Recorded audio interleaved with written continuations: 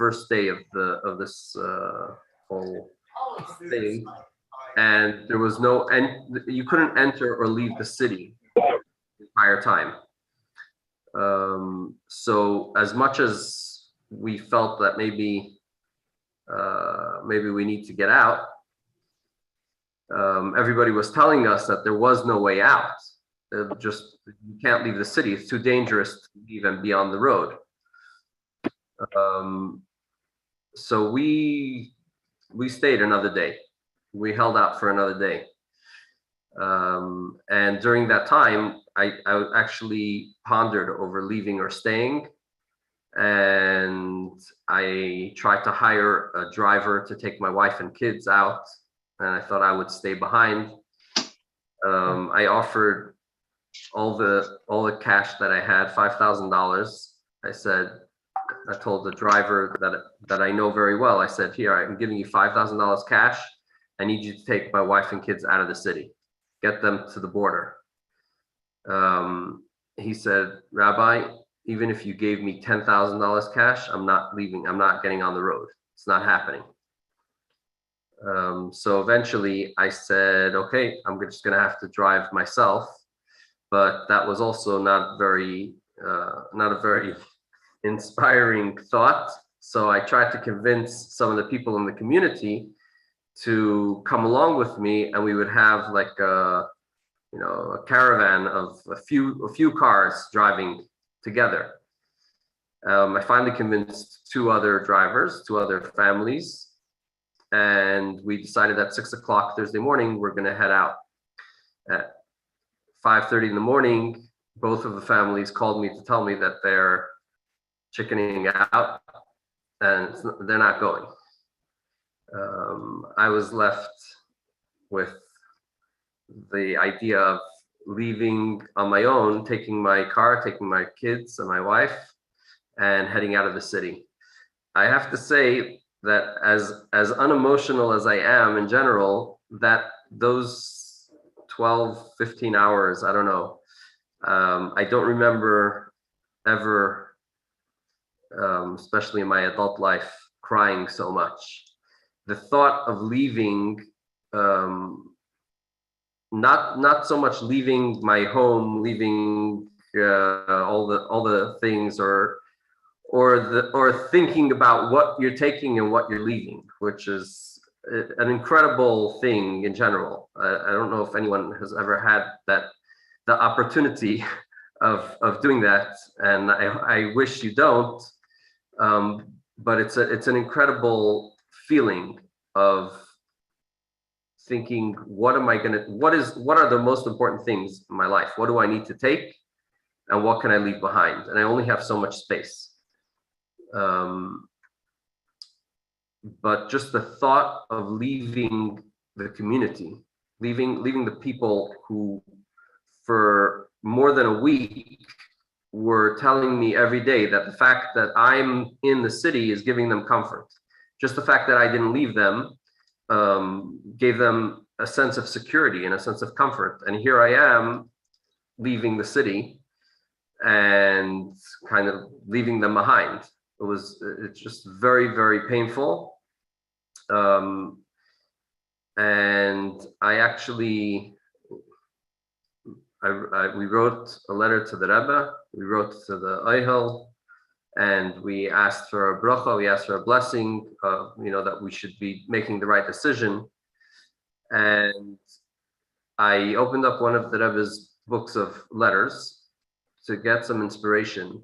The letter that I read was about the previous Lubavitcher Rebbe leaving Russia after he was released from prison on the 12th of Tammuz. And the letter which the Rebbe explains is that the fact that the previous Rebbe left Russia and left the Hasidim behind, so to say, wasn't because he was leaving them.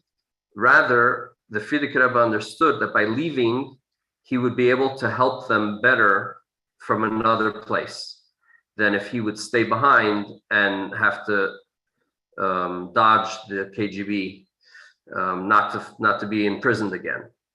So that thought also gave us a lot of courage to make the trip, and we headed out around 6:30 in the morning. We headed out, myself, my wife, and our 4 children that were at home. Very little to fill the car with because we had to take along gasoline, which wasn't something that we would be able to get along the way. Even in the city, it wasn't so easy to get. And we headed out the city. And once we got onto the main road from Sumy to Kiev, it was quite obvious why people were saying that you shouldn't be driving on the road. It was a war zone, literally a war zone.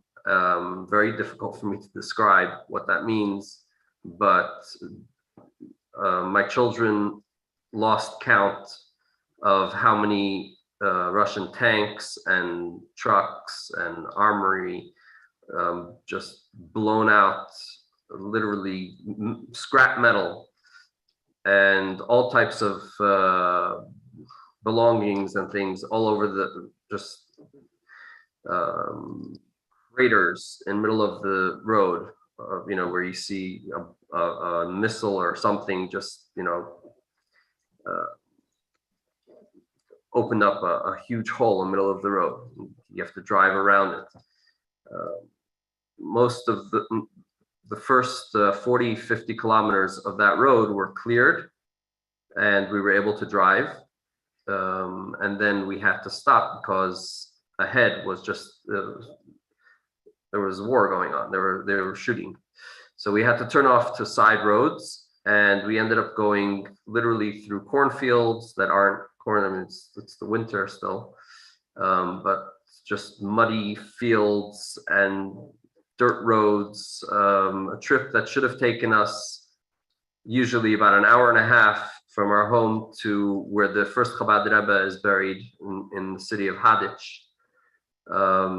Usually takes about an hour and a half. It took us 5 hours. We finally got to Hadich and we were able to enter the city. We went to the oil of the first Chabad Rebbe, to the resting place of the first Chabad Rebbe, and we prayed over there. That also gave us a lot of strength and encouragement. And then we continued on. Pretty much all of the same for the next 10 hours, going through dirt roads, roadblocks.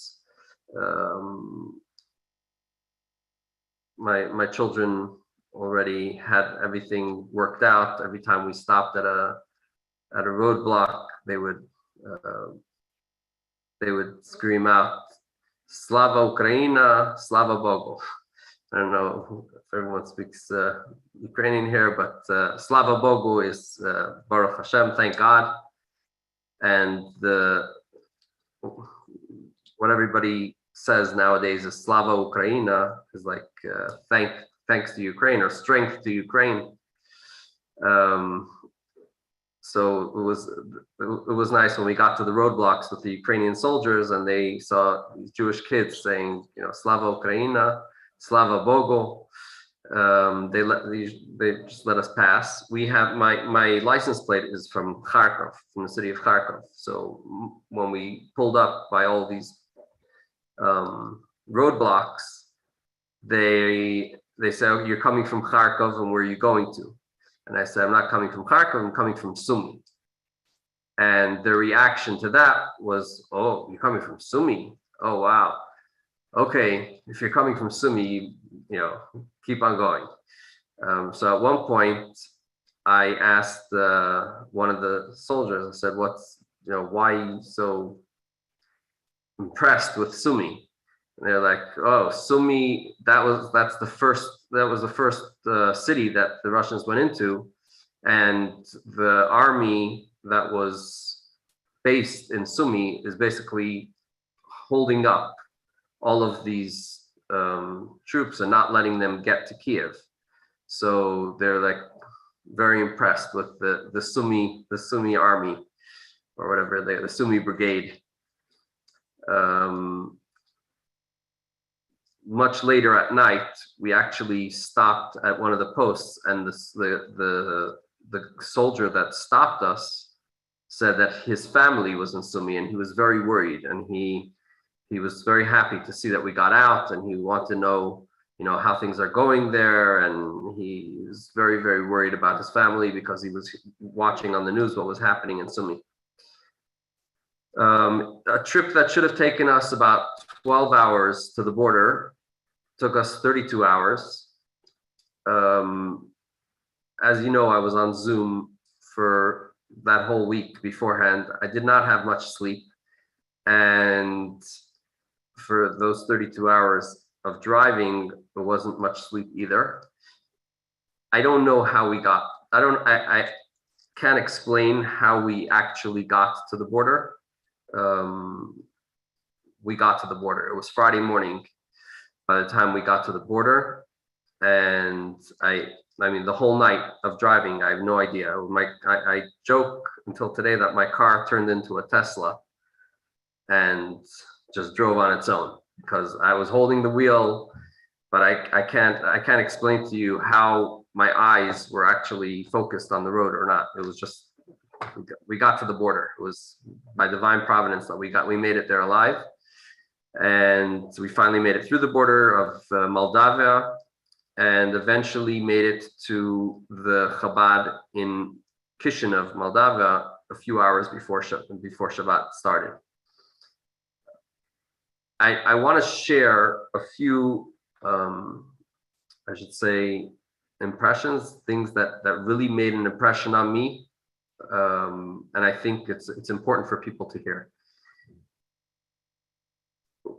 If you look back in history, and we look at this whole area of, Ukraine, Moldavia, Romania, Poland, Jewish history is not very flowery in this area. There were times that, Judaism thrived, but much of Jewish suffering came from these areas. And the people in these areas are not known to be the friendliest or the most inviting. But now, like, something changed, I don't know, something switched, and it's just an incredible scene. When we came to the Moldavian border, and then later we came to the Romanian border, there are people standing with signs, like you would see coming to an airport, people holding up signs, for taxi or whatever, people's names on the signs. People standing by the border with signs, 3-bedroom apartment, free. 2 rooms in my home for free. Free food. Whatever, just, and table loads of food and SIM cards. Like there was a whole tent, people giving out free SIM cards that you can put into your phone, so you would have phone service in Moldavia. The outpouring of kindness, just human kindness that you see on the border, I don't know, it's just an unbelievable feeling. And when you contrast that with the evil that's happening on the other side, and bombs falling on apartment buildings, on hospitals, on it like, just you can't imagine the difference between one and the other. And it's an incredible feeling to experience it. When we drove through the border, like I said, my license plate is from Kharkov. It's a Ukrainian license plate. And I pulled over to the side of the road to try to figure out directions to get to the Chabad center, which was a 4-hour drive. And a car pulled up behind me, and they want to know, what do you need? Do you need food? Do you need an apartment to stay? Do you need money? This guy opens up his wallet and he just wants to give me money. He doesn't know who I am. Whatever you need, just take. A few days later, when I was driving, I drove over the border to Romania. I was actually on a Zoom with Rabbi Han, and I pulled over to the side of the road so that I could so that I could have a normal Wi-Fi connection and speak on the side of the road. And the same thing happened. It just repeated itself all over again. It was like we caught it on Zoom. This guy stops his car next to my car, and he wants to know, what do you need? Anything. We're here for you. So that's an incredible thing that I want to share. I think it's very important because it really shows the side of humanity that has come out in an incredible way in that side of the world. And it's beautiful. It really, really is beautiful. The other thing is that the people in Sumy, my community, as well as even non-Jewish people on the street, they continue till today. They continue to be inspired by everything that's going on around the world. Prayers that are being said for Ukraine, anything that's being done for Ukraine, they feel that that's what's protecting them. One of the women who volunteers for our community, and she actually till today, she's the one who's organizing all of the deliveries of food, medicine, whatever it is that people need within the city. And she hasn't left. I spoke to her 2 days ago. I said, Ira, you sure you don't want to leave? She said, I can't leave. I'm helping so many people over here. I'm sure God is going to protect me, and I don't have to worry about anything that's going to happen. I'm good. I'm doing a lot of good work, and I get strength from all this good work that I'm doing. And she's thanking me for giving her the opportunity to help so many people. On Purim last week, she undug from our freezer in the community, in the shul. We had already prepared before Purim. We had prepared hamantashen, and before we left, we just put everything in the freezer. So she found 500 hamantashen, and she put them together. And she said, it's going to be Purim. How are we going to celebrate Purim? So she made sure to make 150 packages with hamantashen and anything else that she can find, real food packages. So this is like the real mishloach manot of actual food for people to have. And she organized on Purim that food packages should be distributed amongst all the older people in the community that can't get out and they're stuck in their homes. Ever since we left, we have been convincing some of the people in our community to leave. And also we were able to have about seven buses by now. Hopefully tomorrow or the next day, we're gonna have another 2. We had 7 buses evacuate people from our community. And although it came at a very high cost and it's very difficult to organize people to go all the way to the border and to come over the border and then be taken care of on the other side of the border and until they get to their destination. It's been very rewarding. Literally saving people's lives because unfortunately being in the city isn't safe anymore. And we've also been helping with other cities, and some of my colleagues are from cities where, for anyone who's watching the news, the city of Kharkov, the city of Mariupol, and the city of Chernigov, all of us on the border with Russia, are all being bombarded, and just very sad to see the carnage that's taking place in these cities. And some of them are easier to save, some of them are less, they are more difficult. And thank God we've been able to help in that way. We eventually went to Romania, and then from Romania we ended up coming to Israel. I went back to Poland to continue to help with bringing people over the border and sending humanitarian aid back to Sumy. And my family stayed in Israel, and then I came back now for Purim. I came back to Israel, and now I'm still in Israel for another day or two. And that's where we're at. That's pretty much the rest of the story, Rabbi Han. Okay, Rabbi Levitansky, another question. Can you share with us, what are you hearing from the people in Sumy? What are the conditions? What is like water, food, medicines, medical supplies, doctors, numbers of injured, numbers that are being killed, the treatment of are the Russian troops inside? How are they being treated? How is the Jewish community faring? How did they? You shared with us about a distribution of Purim packages, Shlach Manas. What else happened in Purim in Sumy? Unfortunately, not much more took place in Sumy for Purim because people were locked up in their homes. On Purim, there were just nonstop bombardment. It's very, very difficult for people who are still in Sumy, especially the older people who were left pretty much on their own.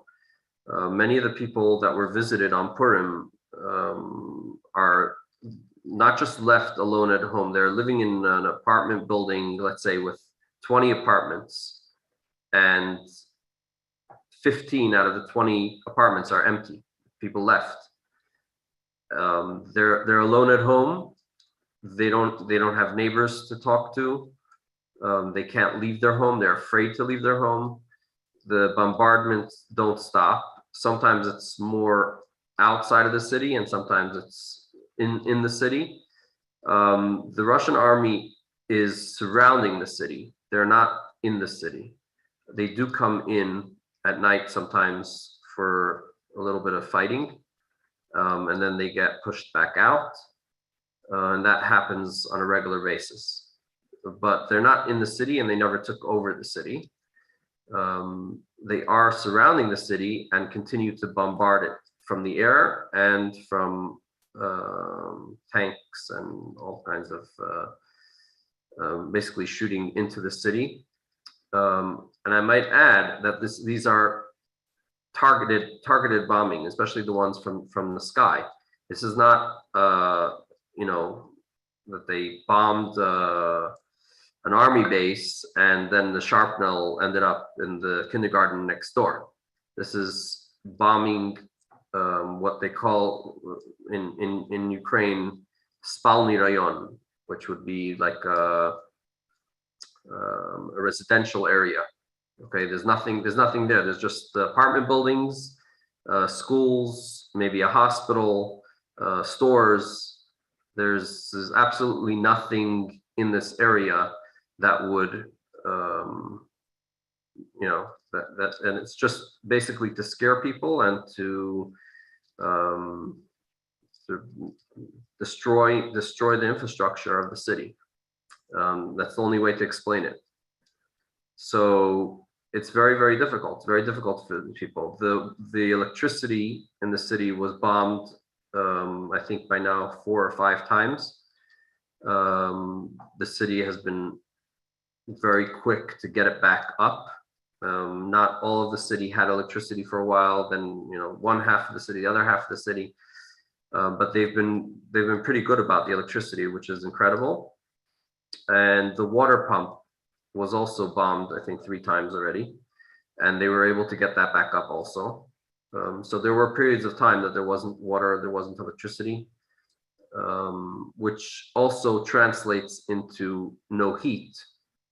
And it's still last week was minus 15 for 2 or 3 days with no heat. People who are, again, elderly people who are in their home alone at minus 15 without heat, it's literally torture. Medicine today is already, there is no medicine in Sumy. I have 2 tons of humanitarian aid medicines that are right now in Poltava, which is about 150 kilometers away, and we're still trying to figure out how to get it into Sumy. But otherwise, there is no medication, just regular medications that people need, especially for diabetes or heart conditions and things like that. It's very, very difficult for people because they don't have the medications that they need. And food is very difficult to get, just basic foods. So anything that's produced within the city is available to a certain degree, like eggs or milk, even bread to a certain degree, they're able to give out, but it's rationed to, very carefully. And vegetables that are homegrown, like potatoes, carrots, things like that, are also available. Available again for a very high price. And that's all part of what we do to try to help them. And besides for the city of Sumy, there's the whole region of Sumskaya region, and there are a lot of other cities that need help as well. Shastka, Kanata, Gluchav, all of these cities are being helped as we speak, and it's very difficult. I don't know how to describe it any worse. There are, thank God, unlike Mariupol or Kharkov, in Sumy there haven't been that many casualties, as in killed citizens, as of today, and hopefully won't be. Many injured, but not so many civilian casualties. Baruch Hashem.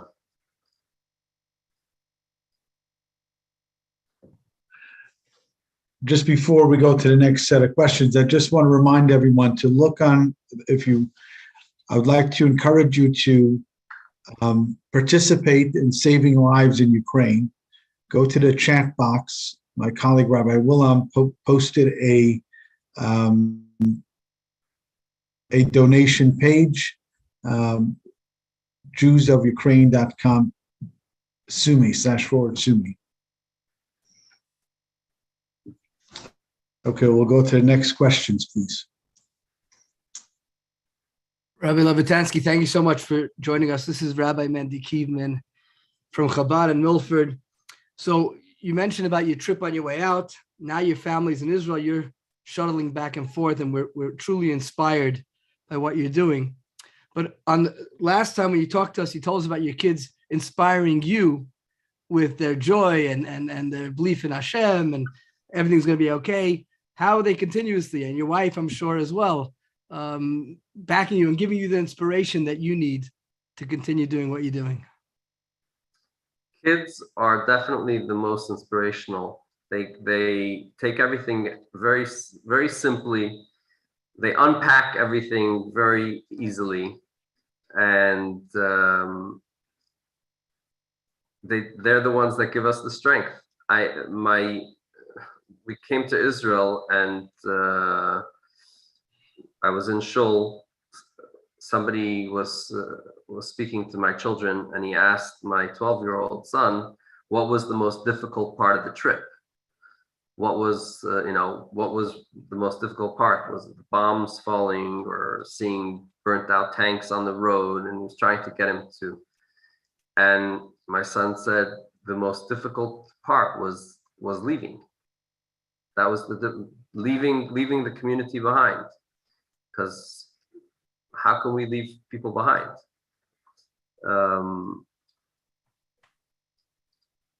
My youngest still says, if we're leaving, then how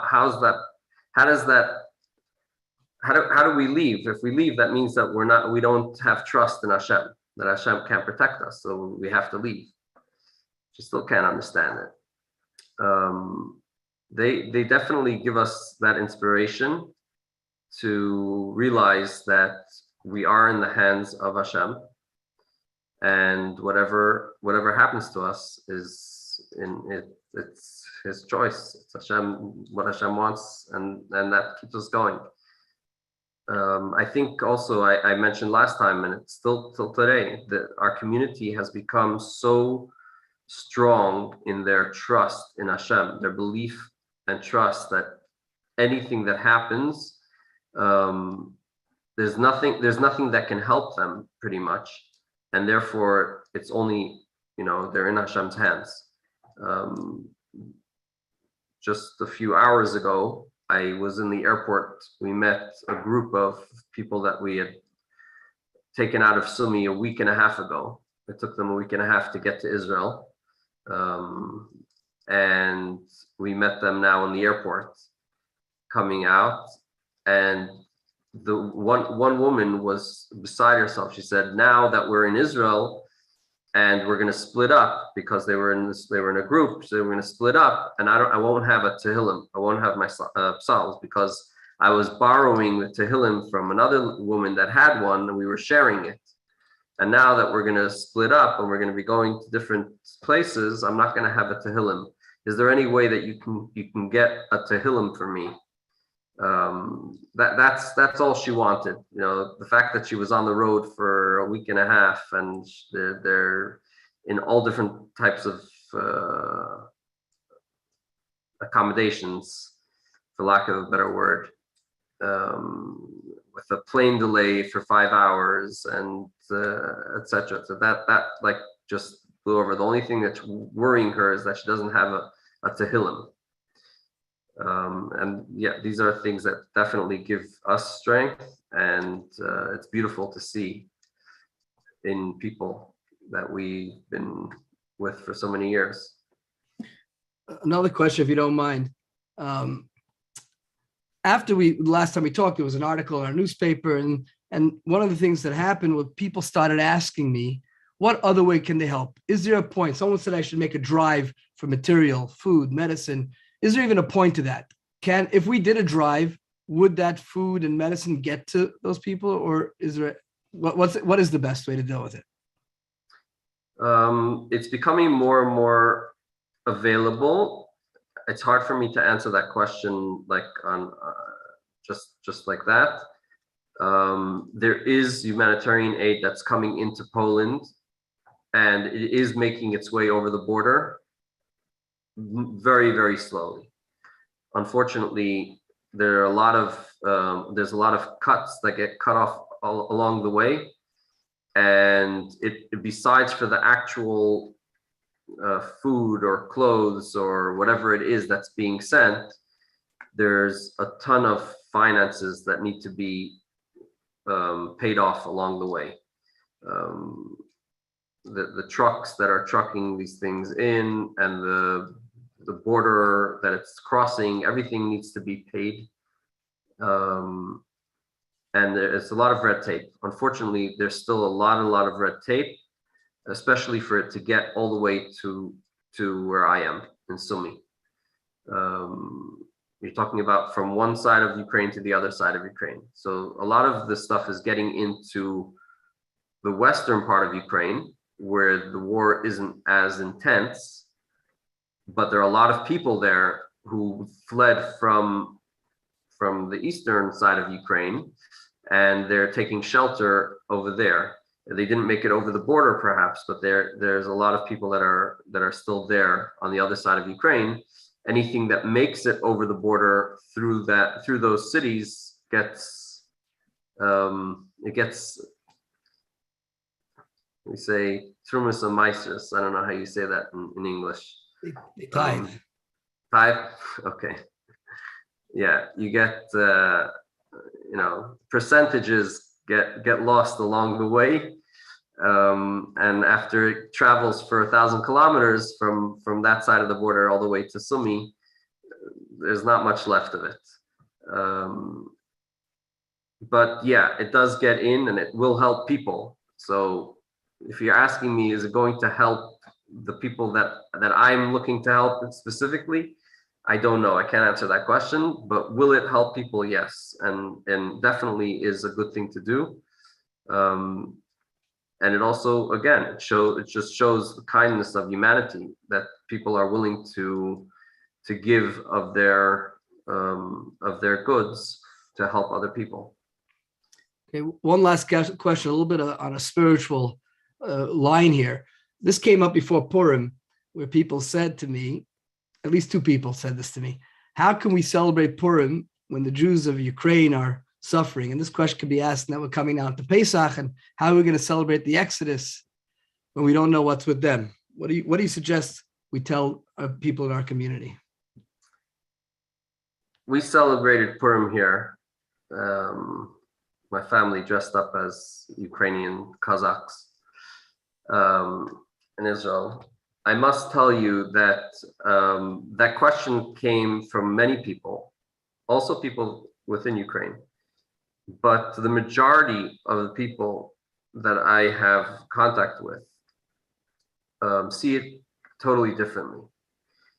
And especially in Ukraine today, you have to realize that the Ukrainian people today are fighting a war, and they're fighting it with incredible spirit. They're not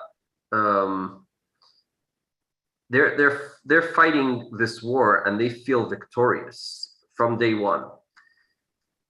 Even with all the loss, even with all the pain and all the suffering that's going on, they feel that they're doing the right thing. They're protecting their country. They're fighting for freedom. They're fighting for democracy, for to be able to choose what they're going to do and how they're going to do it. And that is pretty much a fight, I think, that most democratic countries feel is right. Purim is a holiday that celebrates exactly that. We're celebrating on Purim that we were able to save our lives, fight for our freedom, fight for our lives. And even though we're in a crisis or a difficult situation right now, that shouldn't stop us from celebrating. That shouldn't stop us from celebrating the victory of good over evil. Because if we don't celebrate, if we just sit in mourning, then we're playing into the side of the evil that's being done. That is pretty much what the other side wants. They want us to be in mourning. They want us to be sad. They want us to lose our courage. That's basically what they're trying to do. By being upbeat, by being happy, by celebrating, by ignoring the evil to a certain degree, it gives us strength to continue. And I think a lot of the people in Sumy, even though they weren't able to celebrate Purim the way we always celebrate it, and it's always a very big, Purim is the celebration in Sumy. And for anyone who knows, my WhatsApp status is a Purim picture all year round. They weren't able to celebrate it like they should or like they would, but they did celebrate, and it's something that we need to do. Life needs to go on.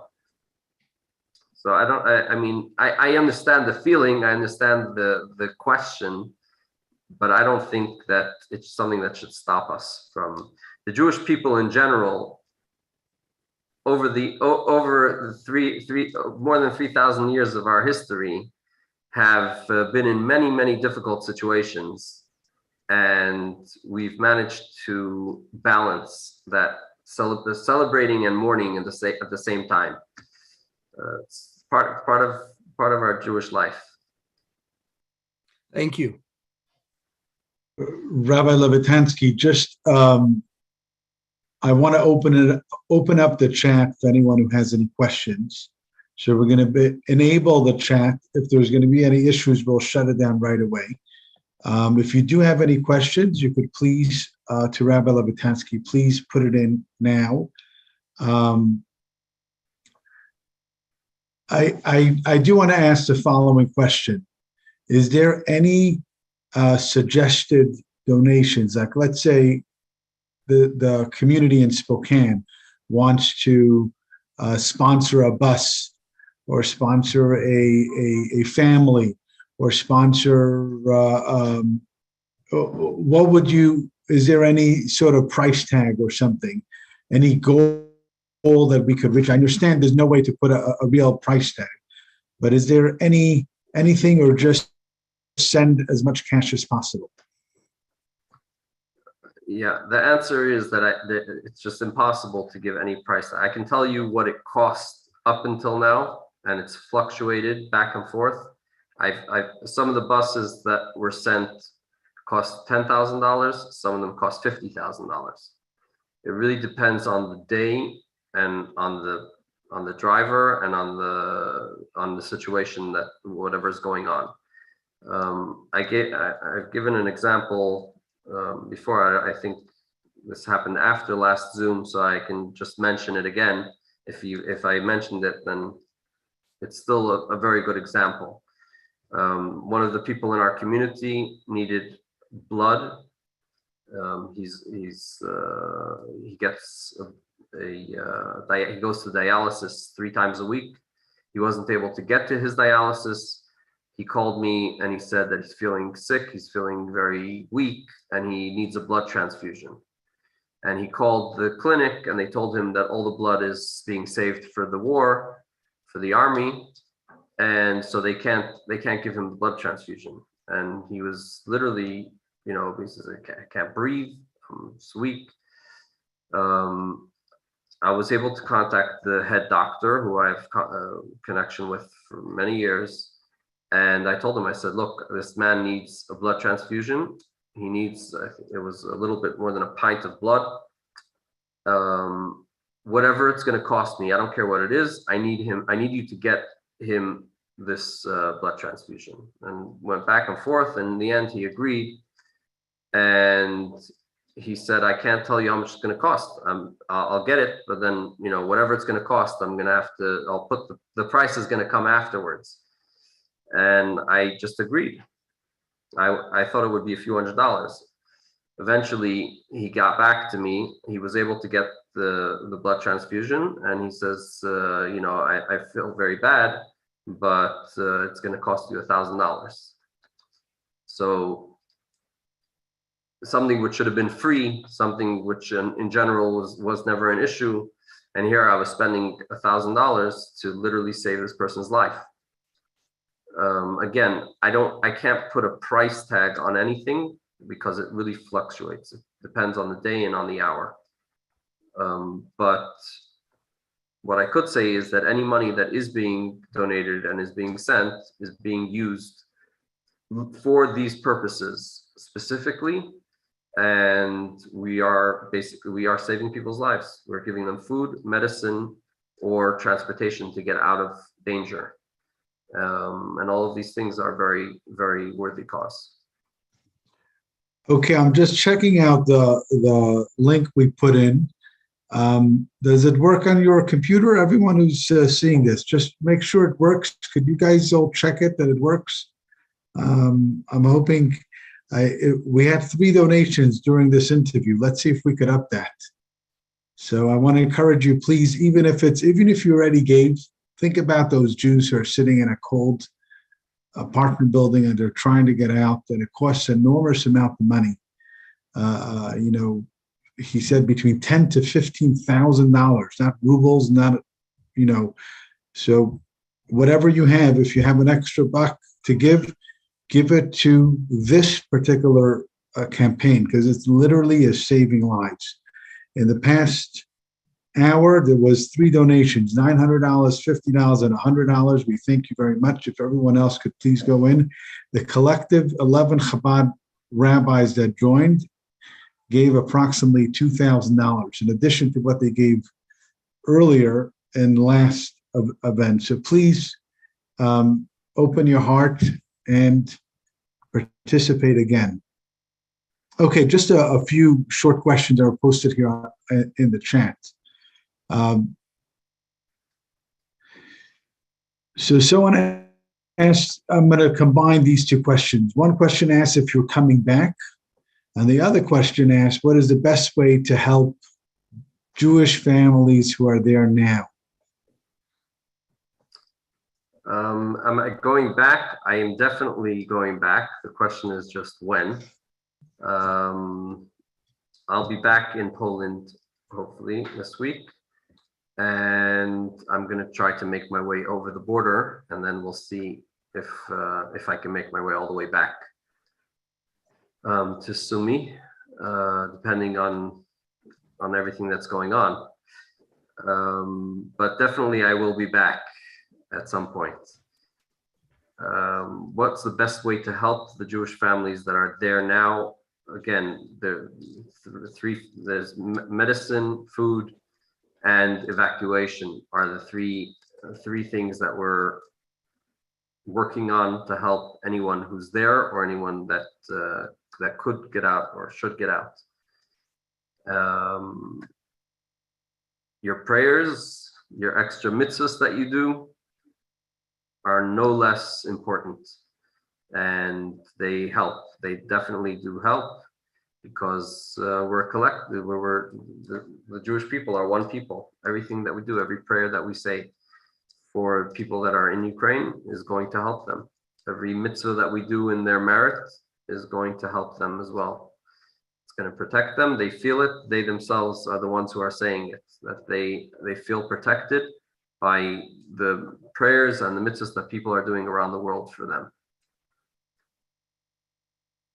Okay, beautiful. I just wanted to say, someone asked in the chat. Again, you can ask, we'll take one or two more questions. And I'm counting 1, 2, 3, 4, 5, 6, 7, 8, 9. 9 donations in the past hour. So someone asked if the money really gets to them. By the way, if everyone here gave $18, it would show a real sign of support. I think we could all do that. So I want to tell you something. It without a question, I don't think Rabbi Levitansky is going to go on a big vacation with the money that's raised. This is literally saving people's lives. Someone, when to take a bus costs $50,000 because you have to bribe every checkpoint, and there's 100 checkpoints along the way. You do the math.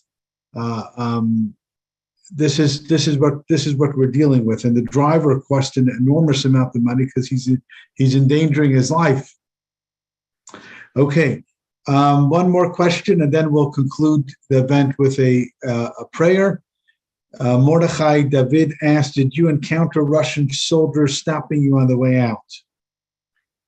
Okay, I'm going to combine a whole bunch of these questions. I'm reading them as they're coming in. Okay, good. Okay. See, while you were speaking, I got to read some questions.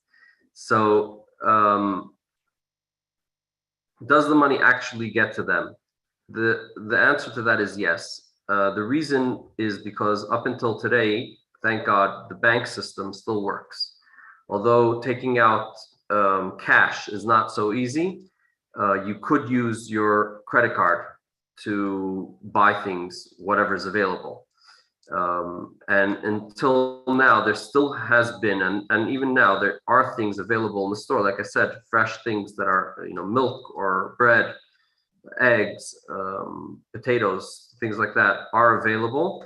And we send, it's like a wire pretty much, but basically send money to people's credit cards on a daily basis so that they're able to, and these are mainly the people who are able to get out and buy things. So the younger people, the older people who can't go out and buy things in the stores, sending them money is not going to help them. And for them, we need to actually buy the food for them and bring it and deliver it to them. So the answer to that question is yes, the money does get to them, or the food does get to them, or the medicine, whatever it is. It's still possible to do that, and we are doing that. Getting a bus out is very expensive, especially when you have to go through Russian checkpoints. I did not, to answer one of the questions here, I did not have to go through Russian checkpoints. I only went through Ukrainian checkpoints, and they did not harass me, and they were very kind to me, actually. I thought they were very professional. I avoided all of the roads that had Russian checkpoints. And that was just my mazel, my luck, I guess, that I was able to do that. The reason why bus drivers don't want to take transportation out of the city and take that risk is because you don't know where the Russian checkpoints are at any given time. They're moving around.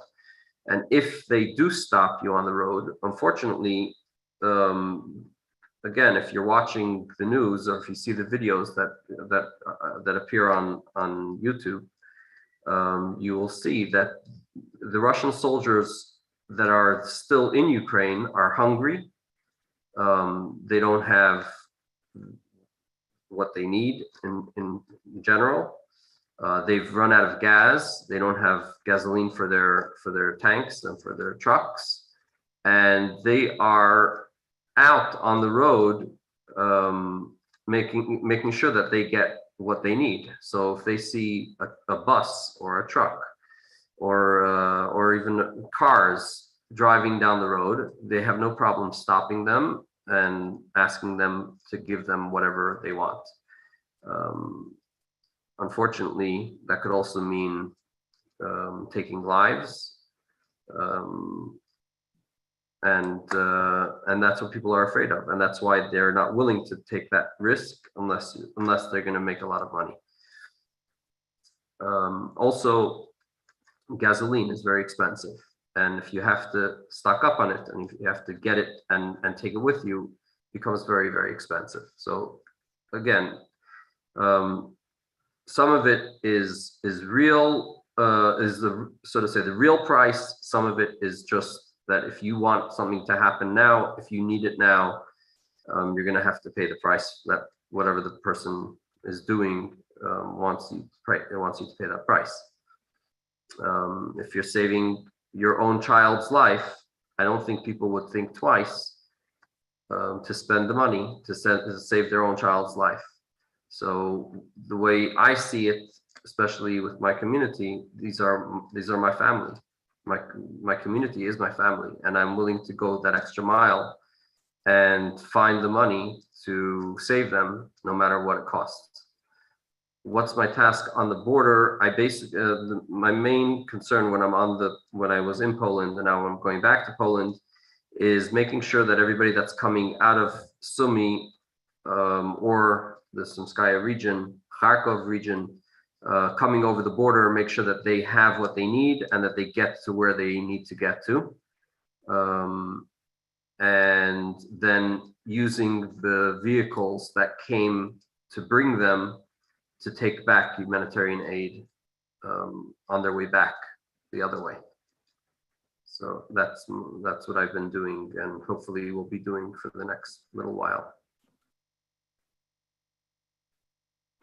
Okay, thank you so much, Rabbi Levitansky. I think we're going to conclude this evening with a prayer, a kapitel Tillim.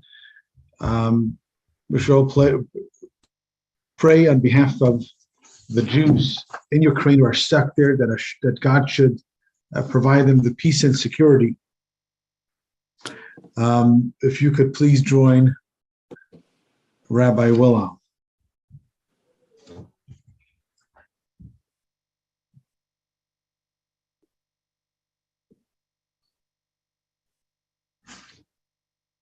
Rabbi Wilhelm, we can't hear you.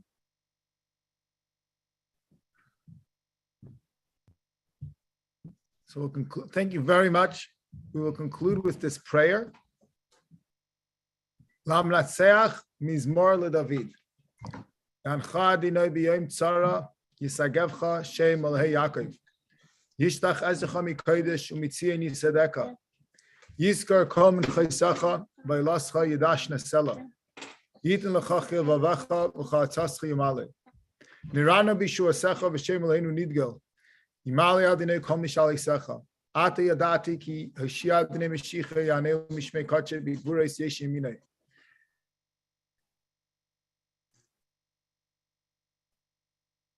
Eila v'racha ve'eila v'asus anachnu kamnu v'anisei dod. Adonai Shia Melech Yaneinu v'yem koreinu. For the conductor, a song of David. May the Lord answer you on the day of distress. May the name of the God of Jacob fortify you. May he send you aid from his sanctuary, and may he support you from Zion. May he remember all your meal offerings, and may he accept your fat burnt offerings. May he give you as your heart desires, and may he fulfill all your counsel. Let us sing praises for your salvation, and let us assemble in the name of our God. May the Lord fulfill all your requests. Now I know the Lord saved his anointed. He answered him from his holy heavens with the mighty acts of salvation from his right hand. These trust in chariots and these in horses, but we mention the name of the Lord our God. They kneel and fall, but we rise and gain strength. O Lord, save us. May the King answer us on the day we call. Thank you so much, Rabbi Willem. Thank you so much, Rabbi Levitansky. We hope and pray that God will send us Mashiach, and we will enter an era where there will be no war, there'll be no hate, there'll be no jealousy, only peace and harmony. And the only thing that man will seek is the knowledge of Hashem. Thank you again so much. And again, I want to urge you all, even if you already participated, please take a moment, participate in any amount that you can. It really goes a long way. Thank you so much, and everyone have a wonderful evening. Just because there was someone who looked like they may need help, Sydney Marvell, if you need help, please reach out to us. It looked like in your camera you may needed help. Are you okay? Okay. Can you please unmute me? Oh, there we are. I'm sorry. I knew I'd be attending. Okay, type inside the chat your number and we'll reach out to you. Okay? Thank you so much. You could wait till after the event and then we'll talk to you directly, okay?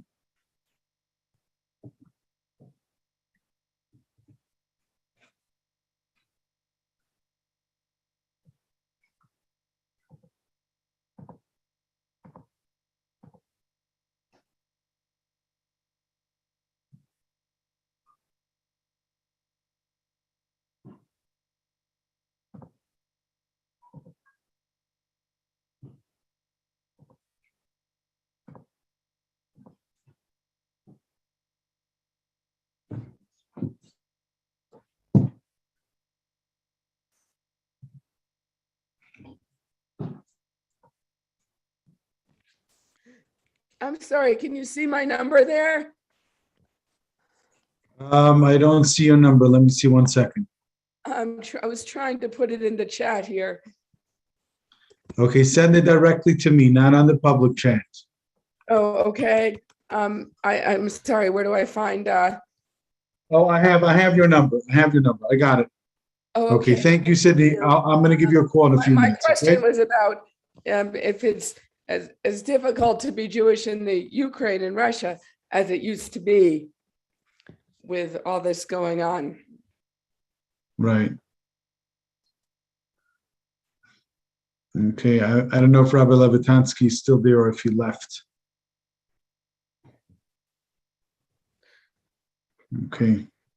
Well, everyone, Please don't punish me. Please don't punish me and give me more consequences. Cindy, can you take some deep breaths? Please don't punish. Cindy, listen to me. Take a couple of deep breaths.